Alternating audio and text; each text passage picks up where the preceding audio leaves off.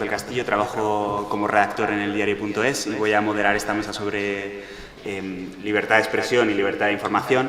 Aquí a mi izquierda tengo a Juan Zafra, que es el presidente del Club Abierto de Editores, de Clave, y a mi derecha tengo a Elena Herrero Pomó, si lo he pronunciado bien, que es la directora del Observatorio de la Gobernanza de los Medios. Hoy en online vamos a tener también a Ofelia Tejerina, que es la presidenta de la Asociación de Internautas, y a Alejandro Perales, que es el presidente de la Asociación de Usuarios de la Comunicación. Entiendo que nos escuchan ya. Sí. Sí. Buenos días. Vale. Buenos días. Vale, pues ahora que estamos todos, yo quería empezar hablando pues del espacio donde sobre todo articulamos nuestros derechos de libertad de expresión y libertad de información, que sobre todo son las plataformas digitales, pues Twitter, Instagram, TikTok.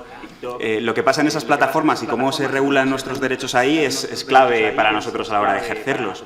Y es el primer tema que les quería lanzar a los ponentes, sobre todo porque en los últimos años ha cambiado mucho la situación. Con la pandemia, la capacidad de las plataformas para eliminar contenidos irregulares o ilícitos sin intervención judicial creció mucho. Fuera de Internet hay que recordar que es ilegal que cualquiera tire una publicación, retire una publicación o la censure sin la intervención de un juez. Pero esto cambia en Internet. Como la justicia, pues en este caso es tan lenta, no puede actuar al mismo tiempo que Internet. Un comentario, un tuit puede llegar a medio mundo antes de siquiera de que te dé tiempo a poner la denuncia. Pues hemos otorgado a las plataformas digitales el poder de actuar más rápidamente, pero eso implica consecuencias. Y lo que pasó con la pandemia es que ampliamos todavía ese poder. Quería saber pues la opinión de los compañeros que me acompañan en la mesa sobre cómo creen que se ha quedado la situación. ¿Lo veis ideal? ¿Creéis que tras la pandemia deberíamos retirar un poco ese poder que hemos dado a las plataformas? No sé quién quiere empezar. Empezamos por ti, Elena, precisamente. Venga, ya que estoy aquí físicamente, ¿no? Empiezo yo. Buenos días a todos. Quería agradecer la invitación y además el hecho de que estén buenos amigos como Borja, que se acaba de sentar entre el público. Y luego me encanta que haya gente joven, porque es el futuro de todo lo que va a pasar, que es todavía muy incierto. Y en relación con la pregunta que planteas, Carlos, pues es complicado. Yo creo que al final la clave de todo es en la transparencia del algoritmo. O sea, creo que está todo ahí. Es curioso porque en el marco de la Ley de Servicios Digitales, que también queríamos ahondar en esa cuestión, la gente de la Comisión Europea que se va a encargar específicamente de hacer los algoritmos transparentes y les dejan las tecnológicas norteamericanas, están en Sevilla.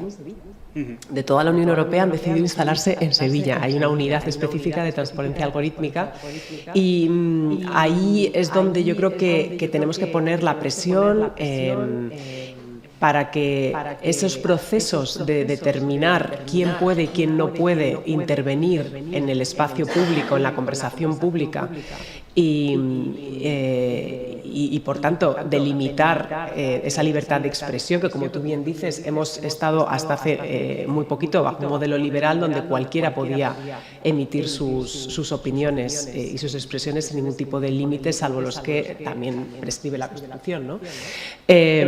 Bueno, pues el hecho de que las empresas tecnológicas norteamericanas hayan desarrollado sistemas a través de estos algoritmos que permiten una censura sin rendición de cuentas, es decir, no sabemos exactamente por qué colocan antes determinados contenidos. Esto está teniendo, por cierto, unas grandes implicaciones en lo que respecta ya no solo a las opiniones y las expresiones, sino también a lo que es el periodismo entendido como ese espacio. El periodismo al final lo que busca es generar información veraz, un espacio común de datos. Es un pelín incómodo que se nos está escuchando todo el rato el eco, ¿no? Eso no se puede remediar. Si se puede remediar, yo os lo agradecería, porque es un pelín difícil hablar cuando te estás escuchando así el eco. Pero a mí lo que más me preocupa de todo esto, aparte de lo que es la libertad, o sea, la importancia de la libertad de expresión es incuestionable. Pero a mí me parece que el derecho de información, el crear un espacio común de hechos, eso está desapareciendo. No sé si estáis de acuerdo conmigo, pero el periodismo, que hasta ahora ha sido el proceso que ha garantizado que entre todos pudiéramos ponernos de acuerdo sobre una base común de hechos, se está viendo muy perjudicado por estas plataformas. Y ahí es donde, por lo menos, está mi principal batalla. No sé si te he contestado yéndome un poco por las nubes. Y de no sé hecho qué opinan. has introducido varios de los temas que me gustaría tocar durante la charla. Simplemente, bueno, pues por explicar que has mencionado lo de la transparencia algorítmica. Esto, al concepto puede parecer muy complejo, pero es súper fácil de entender. O sea, a lo mejor porque lo entienda el público, es cuando retiran una foto de Instagram, cuando os la tumban y no sabéis por qué, y os dan simplemente, bueno, ha infringido nuestras normas. Y tú no tienes ni idea, bueno, qué normas y por qué las has infringido y cómo puedo protestar. No es nada transparente ese proceso, ¿no? Bueno, pues que cuando os tiran una foto, se está recortando vuestro derecho a la libertad de expresión. O sea, es esa aplicación directa la que tiene. No sé si, Juan, quieres añadir algo a lo mejor desde la perspectiva de los medios de comunicación. Bueno, pues gracias, sí. Empezamos los presenciales, Sí. luego Ofelia, Alejandro, saludos. Gracias a Jorge Pérez por el IGF, y yo voy a apuntar el IGF lo bonito que tiene, y estas jornadas anuales que se organizan aquí en Madrid y que luego nos llevan por el mundo. Este año la organización, el Foro Mundial será en Japón, creo recordar. Bueno, lo bonito es que se combinan el mundo tecnológico y el mundo de las humanidades, ¿no? Lo hemos visto en la sesión anterior, hablando de regulación específicamente, y aquí de medios de comunicación. Entonces yo diría, y tomo un poco la primera intervención de Elena, ¿no? Es mucho más que algoritmos. De lo que estamos hablando es de mucho más que algoritmos y de mucho más que tecnología. No regulamos máquinas, regulamos o armonizamos nuestro modo de vida, la sociedad que queremos construir. Y eso que desde la perspectiva de humanidades a los técnicos seguramente pues les suena pues un poco extraño. Dices, sí, queremos regular la actividad de compañías que se fundamentan en la tecnología, pero esa regulación tiene un impacto en las personas. Y me parece que es importante subrayarlo, entre otras cosas porque muchas de las regulaciones que se están haciendo en Europa particularmente, que es el modelo de regulación de este nuevo entorno digital, pues tienen enfoques fragmentados y además tienen enfoques que generalmente parten desde el algoritmo, desde la tecnología. Y al final entramos otros agentes, los ciudadanos. Afortunadamente en España se ha trabajado, y hemos mencionado a Borja Suara, que es uno de los ponentes en el grupo de derechos digitales, se ha trabajado y hemos sido pioneros en el desarrollo de unos derechos digitales, pero no es la generalidad. Se parte habitualmente del algoritmo de la tecnología para luego introducir otros elementos. Y yo ahí hago una reivindicación, sí, de los medios de comunicación, que somos un pilar para armonizar el diálogo, procedimentar el diálogo social, y es verdad que en el sistema informacional, comunicacional, en nuestra sociedad han aparecido nuevos agentes, han aparecido nuevos canales, han aparecido nuevos contenidos, se ha hablado ya de la inteligencia artificial, nuevas maneras de producir esos contenidos, de explotar esos canales, pero que no solo están fundamentados en la tecnología, sino también en las personas. Y ahí mi reivindicación es: abramos un diálogo, diría que entre iguales, en el que estén las tecnológicas, estén los medios de comunicación como articuladores, como pilar que articula el diálogo social, y la ciudadanía. Y eso me parece importante. Es verdad que, insisto, creo que en España se han dado y se dan pasos muy interesantes en esa dirección. Diría que no tanto en Europa, donde detecto elementos fragmentados. De hecho, hemos asistido a la regulación de servicios y mercados digitales, y ahora nos hemos metido en un asunto que precisamente en España es del menos desarrollado, que es la regulación de la libertad de medios de comunicación, y llega después de que se han se han regulado toda esa otra parte, ¿no? Y además vamos con cierto retraso. Y está todo muy imbricado, ¿no? Casi diría, y Elena lo conoce muy bien, casi diría que tenemos que empezar a reescribir los borradores que ya se han hecho, una vez que se han puesto en marcha la regulación de mercados y se va a poner en marcha la de los servicios digitales. Sí. Y voy a dejar una pregunta en el aire. Particularmente nos afecta en el sentido de que hay que definir qué es un medio. Y voy a introducir dos conceptos y ya termino. Transparencia y trazabilidad. ¿Quién publica qué? ¿Por qué? ¿Para qué? Y no nos olvidemos de lo más importante, ¿a quién beneficia? Que debería ser al conjunto de la sociedad y la ciudadanía. Eso es un melón que luego vamos a abrir también, o vamos a intentar abrir un poquito más adelante en la charla, tenía pensado. Hablabas también de cuando se ponen excusas técnicas a la hora de las regulaciones. Yo, que muchas veces tengo que tratar con las compañías tecnológicas directamente, es una excusa que te ponen habitualmente cuando les presentas un problema. Es que, bueno, pues que no se puede a nivel técnico. Bueno, pues es que me da igual. O sea, los derechos son estos, ¿no? El problema que está habiendo es este. Y deberíamos solucionarlo de inmediato. No vale que no, es que el sistema no lo permite, es que el algoritmo no lo permite. Bueno, pues cámbialo. No hay más, ¿no? Pero esa excusa les ha valido mucho tiempo. No sé si Ofelia y Alejandro queréis añadir algo en este sentido.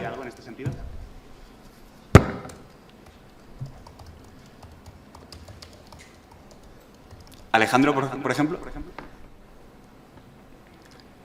Bueno, pues estaba esperando por si Ofelia quería intervenir. Primero, en primer lugar, muchas gracias por contar conmigo en esta jornada y pedir disculpas por no estar presencialmente, pero tenía un problema de agenda que me era muy complicado ajustar, sobre todo con la terminación de la jornada. Yo también oigo un poco y de vez en cuando pierdo el sonido. Y digo por si hay algún desajuste, porque lo disculpéis, pero puede ser por eso. Ahora mismo también no estoy viendo a mí mismo. Sí. Bueno, yo por seguir lo que habéis estado comentando, digamos, por seguir con los mismos conceptos y por ser rápido, diría que aquí hay varios problemas que tienen que ver con la tensión en varios aspectos, ¿no? Por un lado, entre la libertad de expresión y la necesidad del cumplimiento legal de determinadas normas en relación a los contenidos, y en segundo lugar, quién es el que regula, o quién controla, o quiénes regulan y controlan este entorno. Yo creo que es ahí un poco donde está lo fundamental, teniendo en cuenta, como bien decís también, que la cuestión de transparencia, de trazabilidad y la cuestión de no solo ya de la transparencia del algoritmo, sino del acceso a las APIs por parte de los expertos, etcétera, digamos, el concepto de transparencia en un sentido muy amplio es absolutamente fundamental.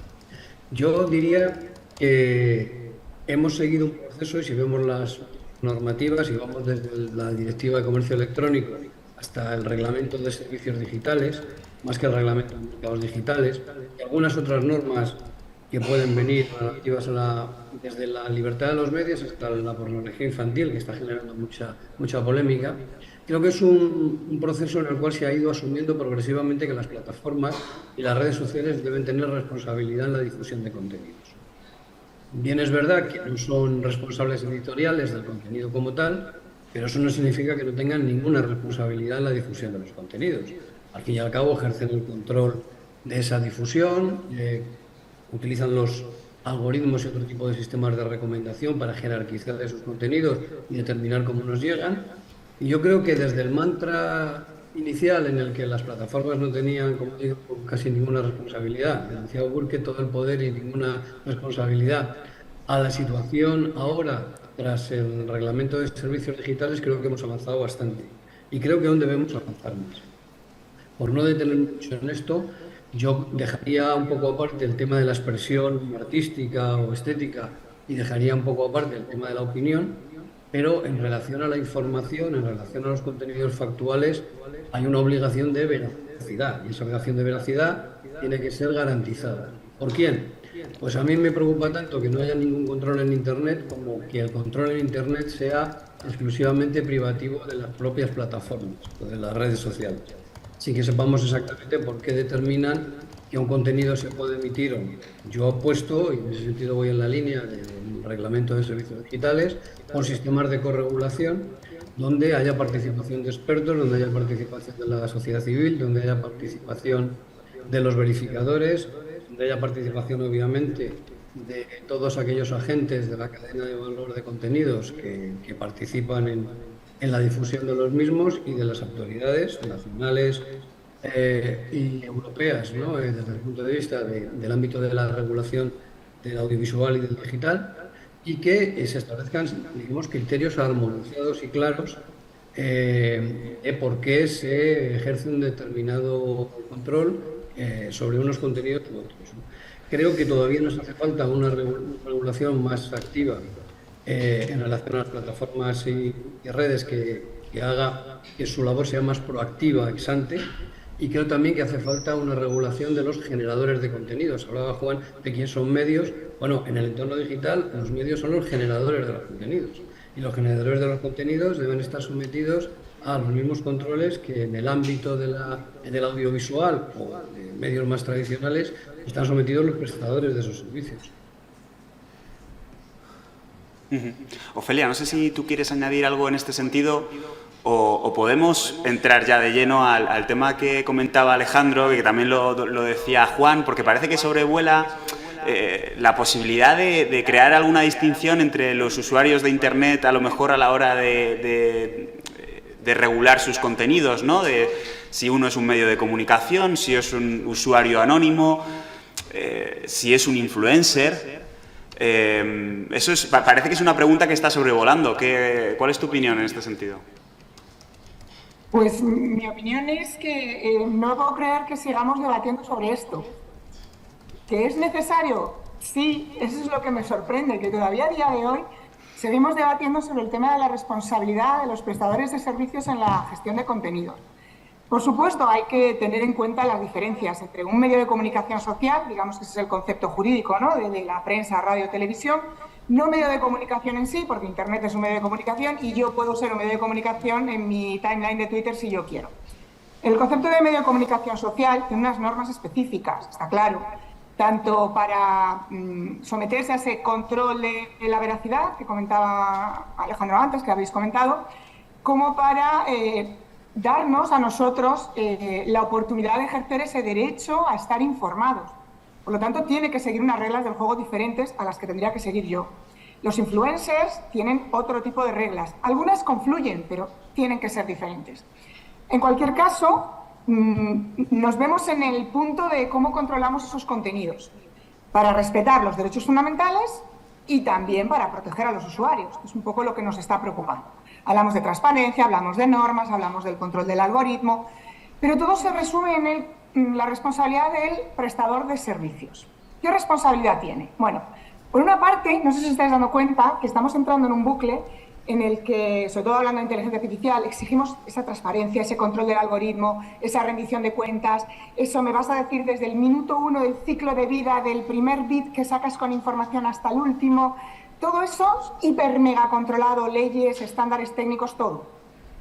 Mientras que a los humanos que están detrás de todo eso se les exige lo justito. Por ejemplo, el sistema judicial. Ojalá a los jueces se les exigiera la misma responsabilidad que a un algoritmo. A mí me preguntas hace unos años y estaría completamente en contra del mundo de los robots, ¿no? Yo me veía en la película del futuro siendo parte de la resistencia. Yo estaría de parte de los humanos. Cada vez más estoy de parte de los robots. ¿Por qué? Porque les exigimos más responsabilidad que a los humanos. Y ya estamos llegando a un punto en el que nos volvemos locos, pues con más leyes, más estándares técnicos. Hay que cortar esto, nos estamos volviendo locos. Vamos a ver. Si a principios de los años 2000 estábamos debatiendo sobre ese puerto seguro en el que el prestador de servicios podía estar exento de responsabilidad, hablamos de la memoria caché, de la intervención automatizada, cambiamos todo eso a partir del 2010-2012, empezamos a darle un vuelco y convertimos la responsabilidad del prestador de servicio en libertad. Es decir, a través de una ley que aparentemente le impone la obligación de controlar los contenidos, le damos la libertad de decidir qué contenidos pueden estar online y cuáles no. Habéis mencionado el ejemplo de redes sociales, TikTok, Instagram. Ya lo están haciendo. ya están aplicando sus propias normas porque, oye, yo por si acaso lo quito, que luego tengo mucha responsabilidad. Y ante eso, un abogado, ¿qué le va a decir a un cliente? Oye, el cliente llega y te dice, oye, ¿qué hago con este contenido? ¿Lo retiro o no? ¿Censuro o no censuro? ¿Protejo la libertad de expresión o protejo mi sistema mercantil, económico, actividad económica, que soy empresa, business, dinero, dinero, dinero? Y yo como abogada le digo, protege tu dinero. Limita, corta, borra contenidos, no te arriesgues a una sanción. A mí los derechos fundamentales de las personas como empresa me pueden traer al fresco. Y con la imposición legal, tal y como se está regulando, cargándonos ese puerto seguro, se está haciendo eso, le estamos dando el poder a las plataformas, un poder tremendo de controlar la libertad de expresión. Luego vienen los conceptos de, hay que regular el concepto de contenido ilícito. Váyase usted a toda la jurisprudencia del Constitucional español, por poner uno, y vea lo que es un contenido ilícito. Más o menos desde los años 70 y pico, que tenemos Constitución, 78, Tribunal Constitucional, ya se ha venido viendo un poco ese concepto. Por tanto, también debería estar más o menos claro. En mi opinión, más leyes no, por Dios. Menos libertad a las plataformas para decidir como juez y parte, menos aparcar a los juzgados digitales, del mundo digital, perdón, y más exigir responsabilidades al algoritmo y al juez por partes iguales. Entendido, has dado un titular que me ha encantado. Ojalá a los jueces se les exija las mismas responsabilidades que a un algoritmo. ¿Quién nos iba a decir que íbamos a llegar a ese titular,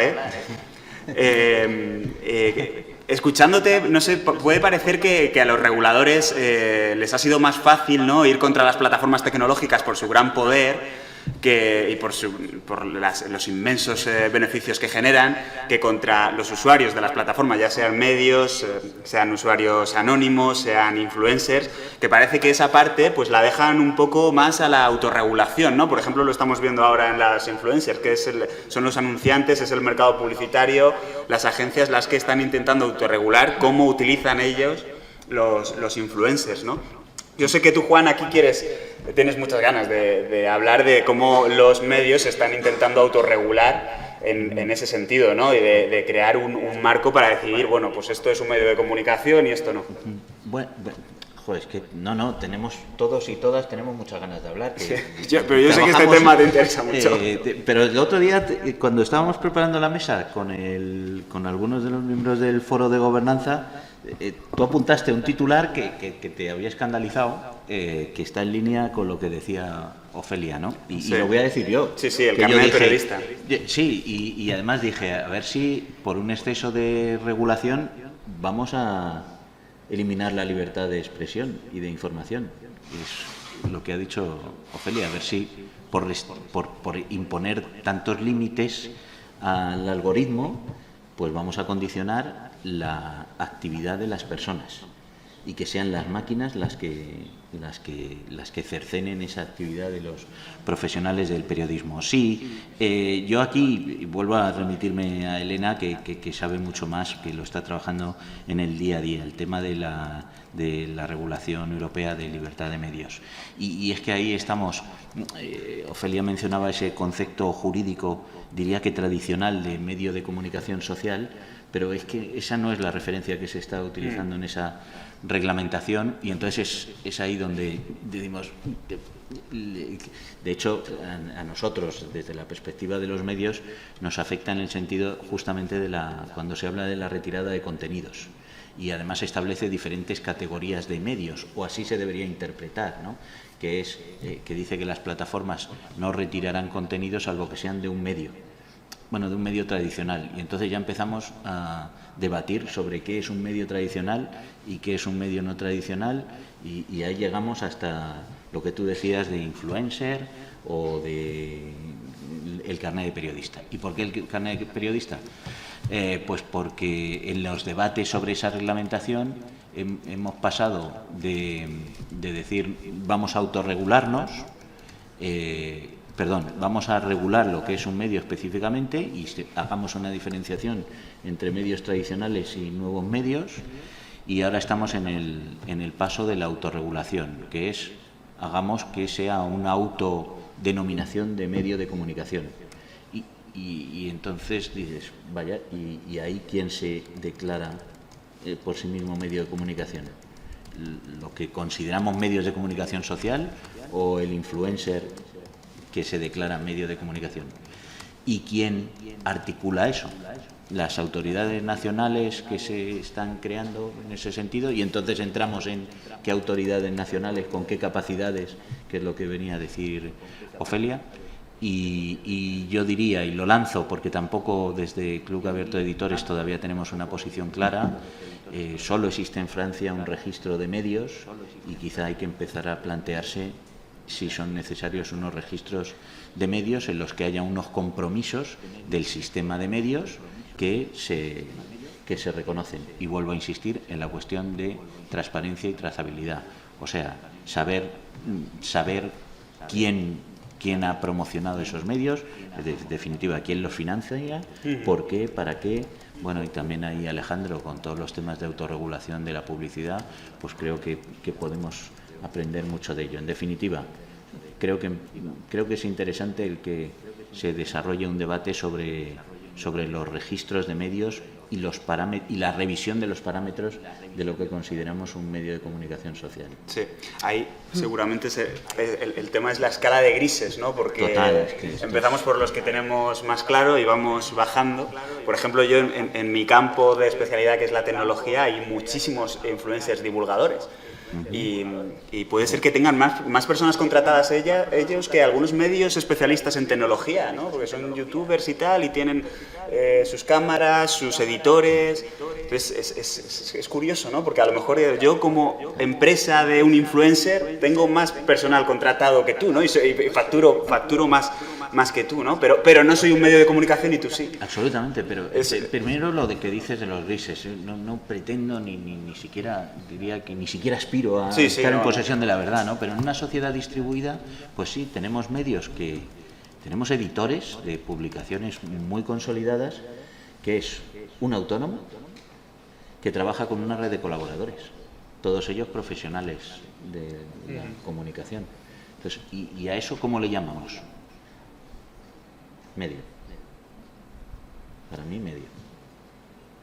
¿Tú qué opinas de esto, Elena? Que también tengo muchas ganas de escuchar tu opinión. Pues nosotros hemos puesto en marcha en Etosfera, con la Fundación AZ, después de un proceso de investigación de 10 años sobre precisamente cuáles son los indicadores que determinan ese proceso periodístico en el que yo pongo tanto énfasis y que para mí es lo que define un medio de comunicación, de información con respecto a otro tipo de actores. Y hemos desarrollado un listado de 20 indicadores agrupados en 6 áreas: el área de la propiedad, quién está detrás; el área del gobierno, cómo gobiernan ese medio de comunicación; el área de la publicidad, cómo se está financiando ese medio de comunicación; el área de creación y divulgación de contenidos, cómo se lleva a cabo ese proceso periodístico; qué conflictos de intereses pueden tener los periodistas, que hay tantos; si existen procesos de rectificación; si existe un defensor del lector; cómo se está llevando a cabo la verificación más allá de lo que hacen los fact-checkers; cómo se diferencia la opinión de la información. Y luego hay un área que se ha desarrollado en Estados Unidos mucho, que es el área de estándares o cumplimiento, y es que todos esas políticas o códigos que existen dentro de un medio haya un responsable de lograr que se cumplan. Y la última área es el área de impacto periodístico, es decir, las informaciones que se publican por parte de esta organización, qué impacto están teniendo para el avance de la democracia, etcétera, etcétera. Entonces, estos son los indicadores que para mí definen lo que es un medio de calidad. Y escuchando todo lo que habéis estado comentando, el problema es que las plataformas y los algoritmos no están diseñados a priori de una manera. Los algoritmos lo único que hacen es amplificar las pasiones y pulsiones que ya existen en una sociedad. Hemos hecho este verano una pequeña investigación sobre qué pasó en España cuando se cerró en 2014 Google News. Los jóvenes que estáis en esta sala erais demasiado jóvenes entonces como para incluso utilizar este tipo de aplicaciones, pero Google News cerró en España en el 2014 como consecuencia de las presiones de los editores convencionales a las plataformas. ¿Qué es lo que pasó a lo largo de los casi 8, 9, 10 años? Ya no sé exactamente el periodo, pero ahora ha vuelto otra vez Google News en el 2021. ¿Qué pasó en ese periodo de tiempo en nuestro país? Pues pasó que las plataformas acumularon más poder, a pesar de cerrar Google News, acumularon más poder en la intermediación a través de una nueva aplicación que se ha convertido en el gran monstruo para las redacciones de todos los medios. Yo creo que tú lo sufrirás igual que otros colegas, que es Google Discover, que es una aplicación que está por defecto en vuestros móviles y que simplemente os van arrojando titulares según vuestro historial de consumo de noticias. Entonces, los titulares que más se amplifican en Google News, obedeciendo a ese histórico de los ciudadanos españoles, pues son titulares del estilo de mujer que se va a casar y se va a una clínica estética y sale con la cara deformada. O las niñas desnudas de hace unos días. O todos estos clickbaits. Y el titular aburrido de Expansión o del Diario, cuando os metís en temas peliagudos, pues va quedando poco visible a esas audiencias. Entonces, las reglas del juego que estos algoritmos manejan están pensadas simplemente para llamar la atención de la ciudadanía. Entonces, son reglas que tienen que ver con emoción, con ideología, con identidad, pero la parte racional no la incorporan apenas porque no vende. Vende lo emocional, lo emotivo, el clickbait. Entonces, ante eso, pues yo trabajo mucho con un premio Nobel de Economía, que es Joseph Stiglitz, que ganó el Nobel de Economía precisamente ahondando en las cuestiones de las asimetrías de información. Y ahora está muy de lleno haciendo un trabajo de cómo compensar a los medios de comunicación por los contenidos que las plataformas difunden y que se llevan el gran pastel publicitario. Entonces, el criterio que este Nobel de Economía está utilizando para valorar esa compensación económica, para mí es erróneo, y lo estuve debatiendo con él este verano, y es el tráfico. Si es por tráfico, esto va a perjudicar enormemente ese proceso periodístico de calidad porque las empresas de medios se ven arrastradas a publicar clickbaits en lugar de información de calidad. Entonces yo estoy peleando por algo que es muy idealista y soy consciente de ello, y es que el criterio no sea el tráfico ni el clickbait ni nada, sino que sean estos estándares de calidad a los que he mencionado antes y que son los que para mí definen lo que es un medio. Y la última apreciación que me gustaría que alguien experto en la materia pudiéramos conversar es que existen diferentes culturas mediáticas.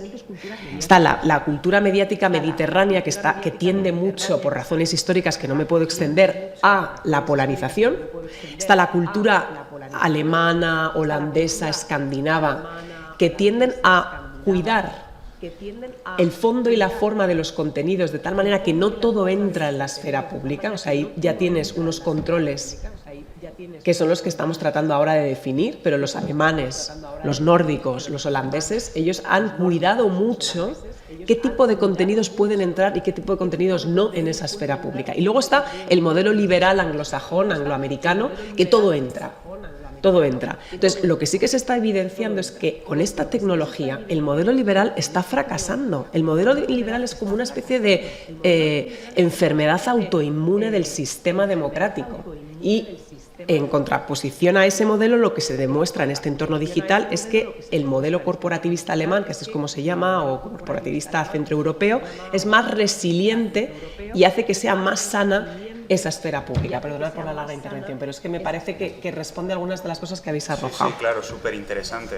Yo, por aportar, que ya que me hacías mención a cómo impacta Google Discover en las redacciones, pues sí, efectivamente impacta muchísimo. Y el problema, y aquí también puedo explicar yo un poco cómo funcionan las plataformas digitales y Google, es que ya van muy por delante de nosotros en esta conversación ya. O sea, Discover no se basa solo en tráfico ya, se basa en los temas, por ejemplo, a la hora de promocionar una noticia a los usuarios, en cómo han funcionado ese tipo de temas de tu medio en los usuarios anteriormente.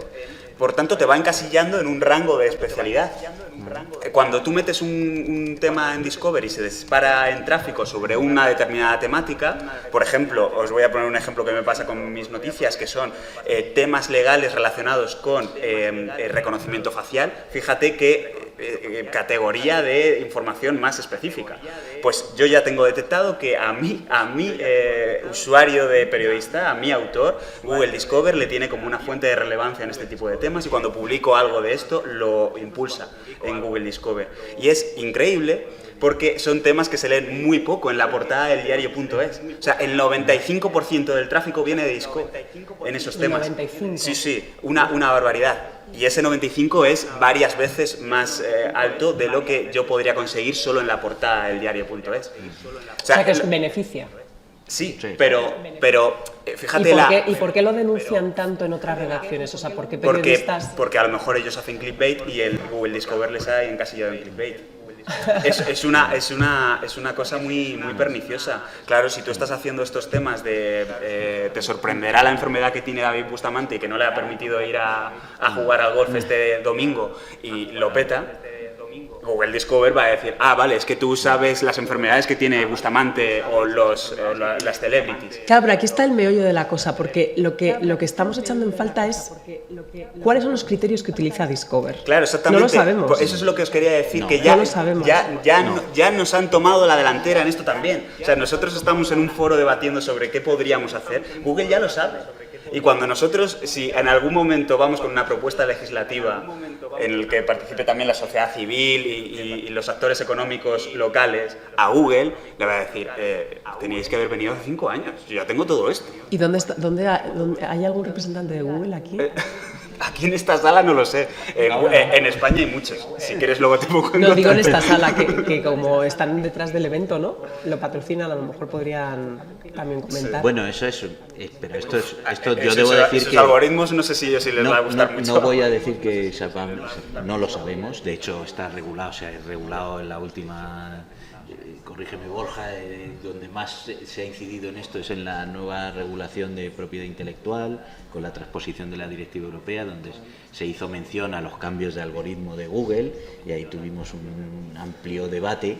La cuestión era, lo que a mí me afectaba, o mi asociación era, con qué frecuencia, con qué antelación tenía que comunicar las plataformas digitales, porque es que además hablamos de Google siempre, pero aquí la regulación es de plataformas digitales, que hay más que Google. Bueno, la cuestión era con qué antelación tenían que anticipar el cambio en el algoritmo, y tuvimos ahí un debate, porque es muy importante, claro, lo que tú decías, la antelación hace que los medios se preparen pues con ese plazo, ¿no? ¿Qué quiero decir?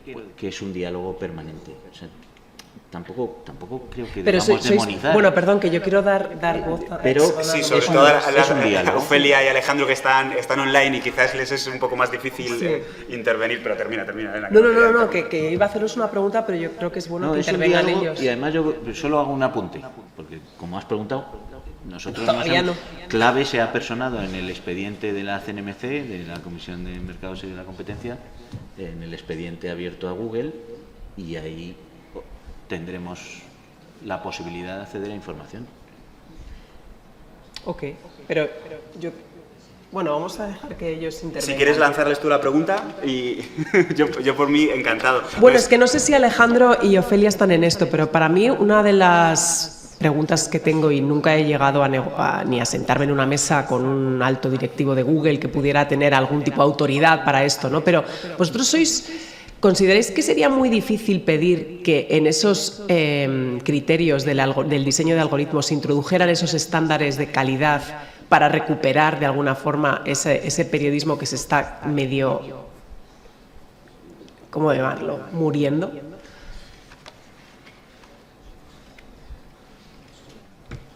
Bueno, vuelvo a intervenir yo, perdona Ofelia, pero siempre por si quieres decir algo antes. Bueno, a mí todo lo que estáis comentando me parece enormemente interesante y lleva muy lejos. Y voy a partir de lo que estás preguntando para decir lo que yo quería decir, que también suele pasar, ¿no? Yo creo que todos los elementos que se puedan integrar en indicadores a la hora de aplicar los algoritmos, ahora es un momento muy importante y muy interesante precisamente por la aprobación del Reglamento de Servicios Digitales. en el que, como ya habéis comentado, uno de los elementos claves es la transparencia en materia de algoritmos. No solo eso es un elemento importante.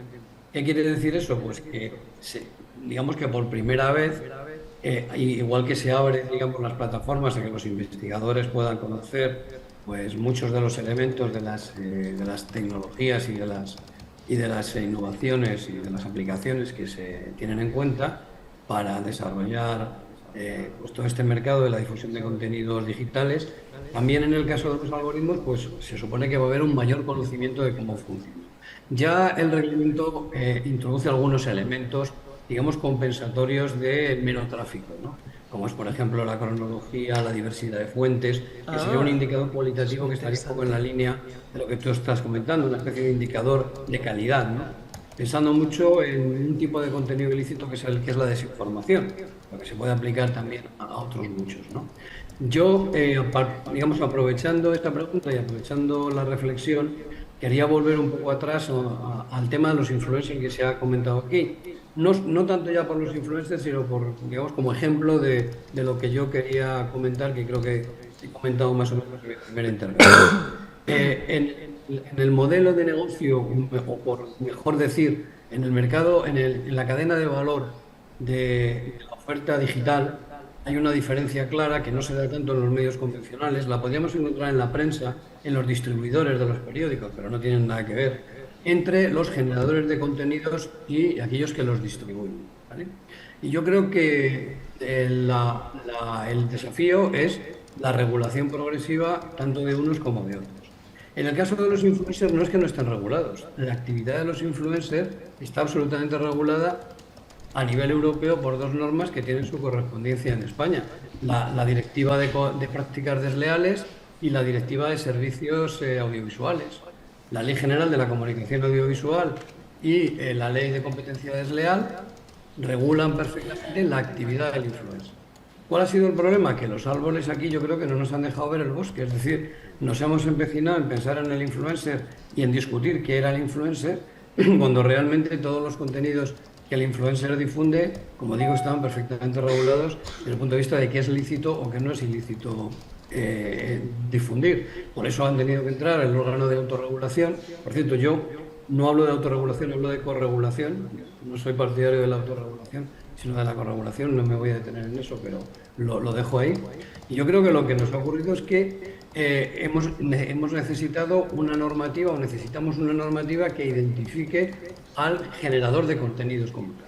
Está regulada su actividad, pero hay, digamos, dificultades interpretativas a la hora de saber qué estatus tiene ese generador de contenidos. En el caso de la Ley General de la Comunicación Audiovisual, en España, por ejemplo, se ha resuelto con la introducción in extremis de la figura del usuario de especial relevancia, que representa precisamente a estos, y lo que hace es equiparar sus obligaciones legales a las de cualquier otro prestador de servicios de comunicación audiovisual. En Francia acaban de sacar una normativa específica sobre influencers, prolija además, y establece esto mismo. Está pasando igual en Austria, en Bélgica, en la parte flamenca, han sacado también una normativa sobre este tema, por lo cual que yo creo que estamos en línea de comprender o de entender que los generadores de contenidos, y los influencers son una parte de los generadores de contenidos, tienen que estar equiparados al máximo. Decía Ofelia, no son exactamente lo mismo, bueno, digamos, habrá diferencias, pero desde el punto de vista conceptual son medios de comunicación y como tal deberán regularse desde el punto de vista de sus derechos y de sus obligaciones. Yo creo que todavía lo que nos falta aún es el otro jugador de esa cadena de valor, que son las plataformas y las redes sociales. Insisto, hemos ido progresivamente aumentando, digamos, su nivel de compromisos o el requerimiento de su nivel de compromisos, incluso sus obligaciones, desde la directiva del copyright, que ya introdujo y generó una gran polémica algunos aspectos, el reglamento de servicios digitales, etcétera.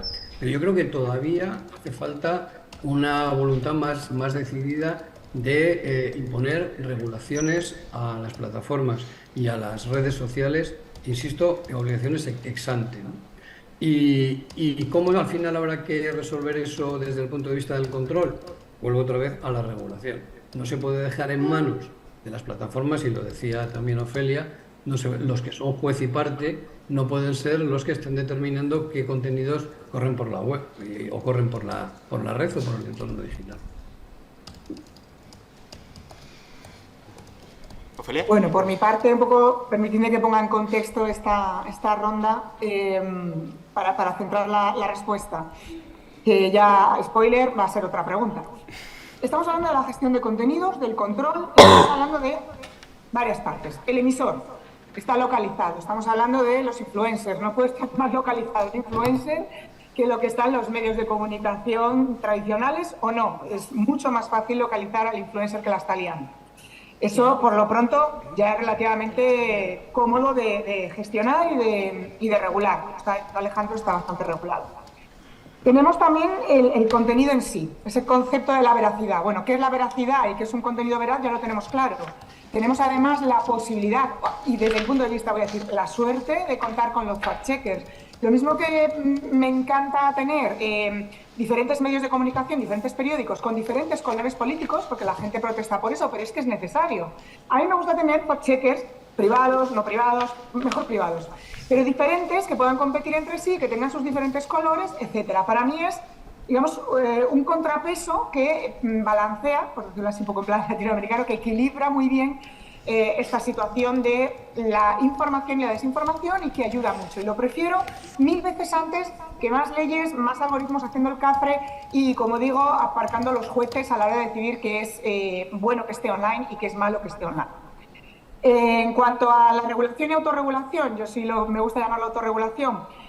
Voy a decir lo de antes, ¿no? Hace muchos años a mí me dices autorregulación y te digo que ni de broma. Y ahora soy fan de la autorregulación, quiero que se incentive la correcta autorregulación. Una autorregulación basada en una rendición de cuentas, por supuesto. ¿Qué estoy diciendo? Pues lo mismo que en protección de datos hablamos de que los códigos de conducta son positivos y sirven para algo, incentivas a las empresas a que hagan las cosas bien por encima de la ley. Hay quien se cree que un código ético, deontológico o de conducta o de buenas prácticas significa, punto número 1, voy a cumplir la ley. Uno se mete en los códigos deontológicos o códigos éticos de los partidos políticos y alucinas en colores. Que la mitad de los puntos son voy a cumplir la ley, pero era, solo faltaba cachondo. Pues no quiero que las plataformas me hagan exactamente lo mismo. Quiero que pongan códigos de conducta que superen aquello a lo que la ley no es que no llegue, es que no tiene que llegar, porque tiene que dejar un margen de flexibilidad al futuro y a la interpretación. Es absolutamente necesario para no convertir el derecho en algo estricto, recto, riguroso e inaplicable. Entonces, en cuanto al contenido y la veracidad, yo apunto ahí un poquito que la autorregulación no está tan mal, bien llevada, bien gestionada. Luego habéis centrado el tema en el tráfico. Bien, aquí es donde os digo que estáis hablando de las tendencias en la red. Matar al clickbait. Es como decirle a la industria de la moda, ¿quién determina lo que es moda? No, Vamos a matar a los diseñadores porque ahora vuelve la moda de los 2000, las ultraflacas, el no sé qué, no sé cuánto. Ahora vamos a matar al clickbait. No es sencillo y no es el legislador, no es el juez. Ni siquiera somos nosotros. Yo aquí pondría a debatir un montón de psicólogos para que nos ayuden a entender la mente humana y por qué nos dirigimos más hacia un contenido que a otro. Porque esto no es el algoritmo que me lo pone a mí para que yo sea más emocional. No, es que yo soy más emocional y por eso voy a ese contenido. ¿Y cómo funciona? El algoritmo me lo da. Recordad que las empresas dan lo que pide la gente. La televisión basura la hemos criticado durante años, pero es que lo pedía la gente. ¿Cómo quitamos la moda que no nos gusta, que hace daño a las personas? ¿Cómo quitamos la telebasura que hace daño a las personas? ¿Cómo quitamos ese clickbait? Yo ahí lo dejaría en manos de psicólogos y siempre comprendiendo que las tendencias las marca el mercado y las personas que reciben. Es verdad que ellos ayudan manipulándonos un poquito para que vayamos hacia allá. De acuerdo, ahí no digo que no.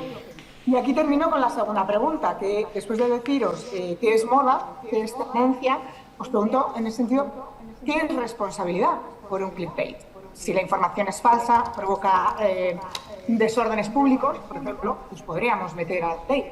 Pero si lo que provoca es que una avalancha de personas se dirijan hacia ese contenido, usted me dirá que hay ilegal en ese sentido. La desinformación ilegal, de momento está, iba a decir clara, bueno, está. Pero ¿qué es desinformación ilegal y qué es desinformación absurda? Otra pregunta que nos tenemos que plantear. Yo, por hablar desde un contexto dentro de una redacción, sí que puedo decir que el clickbait es engañar al lector, y que nosotros, al menos en el diario.es, o yo personalmente jamás lo he hecho, y que me afecta directamente, sin embargo, porque reduce mi derecho a informar, o mi libertad para informar. ¿Por qué? Porque enturbia a mis lectores. Yo, si me dirijo a un público donde el 70% de mis lectores son absolutamente descreídos con los medios de comunicación porque están hartos de que les engañen, ¿cómo voy a ir yo con esta noticia y decirles, no, pero yo no te voy a engañar? Es un gran problema que al menos yo noto como periodista, y creo que, Elena, quieres ahondar también en este punto. A mí me ha interpelado mucho todo lo que ha dicho Ofelia y me voy a permitir comentar al respecto. En primer lugar, yo creo que, totalmente de acuerdo, no estamos hablando de matar al clickbait, ni muchísimo menos. Hay un gráfico que no puedo mostrar porque no pero hay un gráfico muy chulo de cómo deberíamos vivir un mercado de medios, ¿no? Entonces, tú dejas a todos los medios y a todos los influencers y a todos que participen según el modelo liberal. Vale. Eso se está demostrando que al final nos lleva y nos conduce a la desinformación, la polarización, porque, como bien ha explicado Ofelia, el algoritmo lo que hace es amplificar las pulsiones, sentimientos, emociones de la sociedad. Yo lo que vengo a defender, más que matar eso, vengo a defender un poco el modelo que os decía, escandinavo, alemana, donde en ese mercado el Estado, no sé cómo, a través de la regulación, de la corregulación, de la autorregulación, lo que sea, pero que exista una esfera de medios veraces, de medios de información que apuesten por la calidad y que hay que cuidar entre todos. Es decir, yo pregunto en esta sala, ¿quién quiere ser periodista de todos los que estáis aquí? Que alce la mano alguien que quiera ser periodista. Carlos. No, digo de los chavales que están de los que jóvenes ya lo que están de en este salón. ¿Quién quiere ser periodista? Que alce la mano. O comunicar en internet, divulgar. No, pero periodista. O sea, proceso periodístico. Son teleco. ¿Son de telecomunicaciones todos? Por eso digo lo de comunicar. Bueno, ¿y quién quiere ser influencer? Ninguno. ¿Quién quiere ser influencer en vuestra materia? Bueno, entonces no estamos en el auditorio. Pero yo sí que estoy dando muchas clases en universidades a públicos que sí que podrían llegar a ser periodistas, y de verdad que es que no hay nadie que quiera ser periodista hoy en día, ¿no? Entonces, una democracia no puede funcionar si no tenemos esa esfera común de hechos, que son los medios convencionales, los medios tradicionales. No me gusta tampoco utilizar el término convencional y tradicional, porque a mí lo que me parece interesante es defender el proceso periodístico. Esto lo hablo, no sé si conocéis a Emily Bell, que es una académica norteamericana que ha hecho mucho trabajo en el Guardian, en temas de transformación digital del Guardian, y que está siguiendo muy de cerca todas estas cuestiones. Y ella hablaba siempre de que no nos centremos tanto en medios tradicionales, medios legacy, medios nuevos, nativos digitales, que hablemos de qué organización, con independencia de si es nueva, vieja, legacy, digital, cómo esa organización custodia un proceso periodístico que conduce a esa información veraz, que es lo que está haciendo Carlos en el diario.es. Y ahí, esa veracidad que Ofelia dice, que ya nos hemos puesto todos de acuerdo en qué es veracidad, a mí me ha dejado con mucha curiosidad de ahondar un poco más en eso, porque yo la noción de veracidad que tengo más presente es la del Tribunal Constitucional. Que sabéis que, no sé si para los telecos que estáis en la sala, no sé si sabéis que España es excepcional en nuestra Constitución porque hemos contemplado el adjetivo veraz dentro del texto constitucional, algo que no han hecho la mayor parte de las constituciones de nuestro entorno.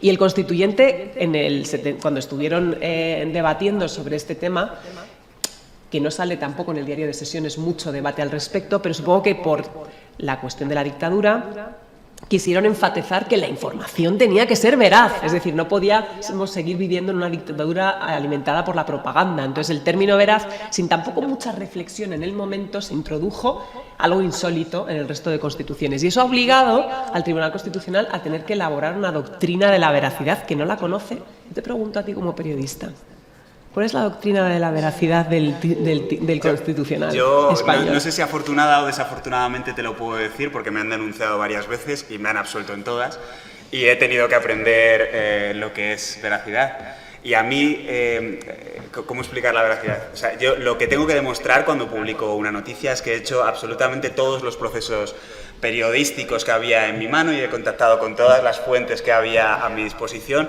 para demostrar que esa noticia era cierta o desmentirla. Vale, perfecto. O sea, los dos elementos que componen la veracidad, la noción de veracidad según el Tribunal Constitucional es la debida diligencia del periodista, todo lo que Carlos acaba de comentar, pero eso no basta, porque también tiene que venir acompañado de la independencia del editor. O sea, también te tiene que demostrar que ahí en ese caso a lo mejor no me influía tanto a mí, porque como el diario.es es de sus periodistas, pues se presupone nuestra independencia editorial. Pues es la doble vertiente. Y entonces yo, la pregunta que le hago a Ofelia es cuando tú hablas de que hay un consenso sobre esa veracidad, y también decías, yo por ejemplo, a mí me desconcierta mucho que los fact-checkers estén en desacuerdo con los hechos, que pasó mucho en esta campaña última electoral, que no estaban de acuerdo al día siguiente del debate Feijóo-Sánchez, que todos estábamos escandalizados cuando lo veíamos en directo, porque estaban los candidatos diciendo, y tú mientes, y tú mientes, y tú mientes, y tú mientes, y nadie de la audiencia de la ciudadanía podía saber quién estaba mintiendo y quién no. Pero es que al día siguiente los fact-checkers también se contradecían entre ellos. Y yo, para mí, los fact-checkers, o sea, el pluralismo está más asociado a la opinión dispar, pluralismo mediático, que a la polarización. que a la parte de información, o sea, que es donde están centrados los fact-checkers. O sea, todos los diarios, diario.es, El País, El Mundo, deberíais de estar de acuerdo insisto en este concepto, en una base común de hechos. Deberíais estar de acuerdo, no se debería de cuestionar el hecho. Otra cosa es la opinión sobre el hecho. Esto es un jardín que no... Es que es lo que iba a decir. Hay pocos medios que hablen de hechos. O sea, cuando no les interesa, hablas del contexto o hablas de la guerra cultural. Pero esto es un jardín que nos podemos meter en una hora en él. Y yo además quería intentar dar la palabra al público. Sí, al público. No sé si os hemos interpelado varias veces. Está Borja aquí además. Venga, para que nos lancen alguna pregunta. Es que hemos entrado en un debate de letra pequeña, sí, de matices, estando casi en un consenso general. Pero es verdad que estamos hablando de palabras muy concretas, de definiciones, hay mucho que hacer, o sea que, para que no nos aburramos. ¿Sí?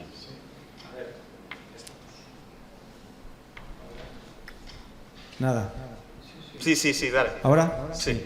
Bueno, nada, muy brevemente porque ya no tenemos tiempo, que me ha encantado la mesa, tanto que estaba yo por salir ahí como espontáneo. He visto gente removiéndose en la silla, sí. Revolviéndome en la silla y bueno, la mención que hace Elena, que decía ella, no sé si es muy inocente, y yo creo que sí, que es un poco inocente, porque me acuerdo en la movida madrileña había una canción que era música de calidad. Entonces había un cantante que se quejaba de que le exigían música de calidad, y entonces ¿qué era la música de calidad? O lo de la telebasura, que tú le dices a Jorge Javier que hace telebasura y no veas lo que te dice. O sea que, ¿qué es información de calidad? Todos los periodistas y todos los medios dicen que la suya es la de calidad y la que es desinformación son los contrarios. E incluso eso de estar de acuerdo en los hechos, pues como yo leo muchos periódicos todos los días, los hechos serán los que sean, pero la propia selección de hechos ya es sesgada, y la interpretación del hecho con la famosa viñeta de si es un 6 o un 9, pues también. O sea que yo creo que, aunque está muy bien lo de la veracidad, que es más el informador, buscar la verdad, ¿no? Que lo contrario de verdad no es falso, es falaz, que es engañar a sabiendas. Porque un informador puede ser veraz y se le ha podido colar. Incorrecto, sí, se admiten errores. Pero él lo ha hecho de buena fe y ya está. Y por eso se libra de una condena, por demostrar que le ha contrastado fuentes, ¿no? Y ha sido diligente. Pero a mí lo que me preocupa de todo esto es, primero, que no se ha dicho y por eso quiero saber lo que pensáis. Se pone demasiado el foco en la verdad de una información o la veracidad del informador, y eso lo deben hacer los jueces porque es muy complicado, ¿no? Es muy complicado darle ese poder a las plataformas, ¿no? Y entonces los temas muy gordos que los decían los jueces, y eso ha sido una injuria o calumnia, que es mentir a sabiendas para denigrar a alguien, etc.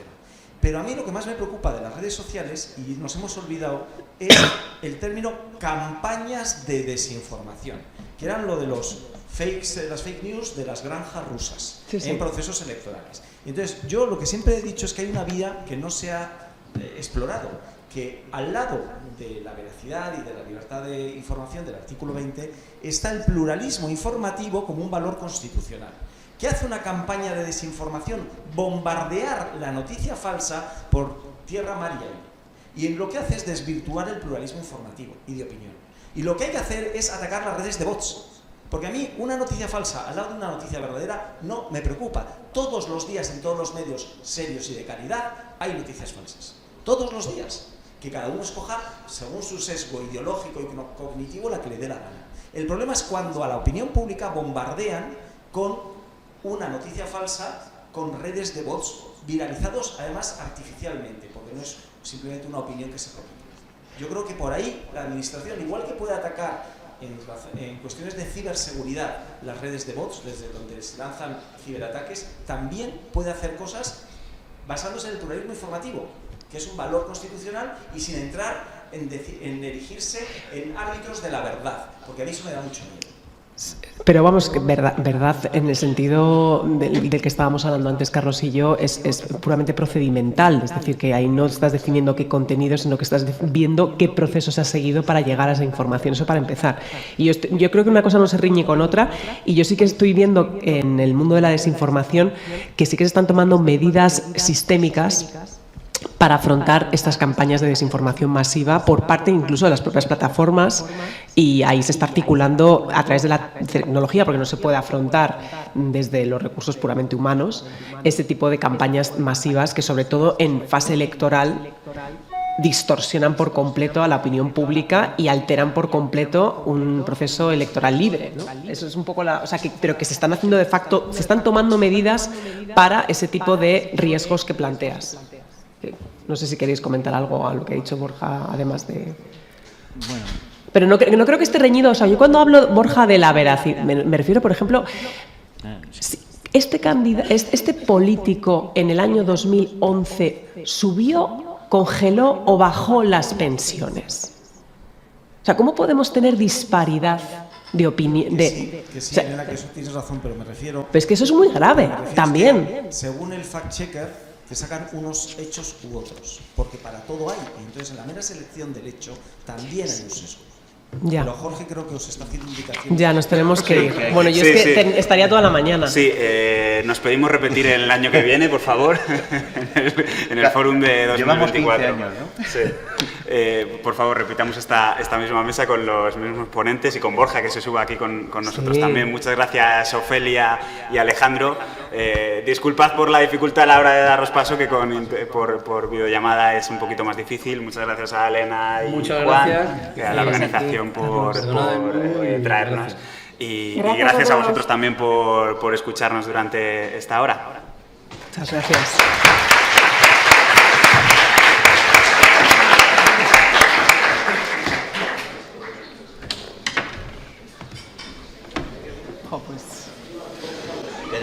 Oye, no sabía que el premio Nobel puede estar... Sí, yo me lo he apuntado también.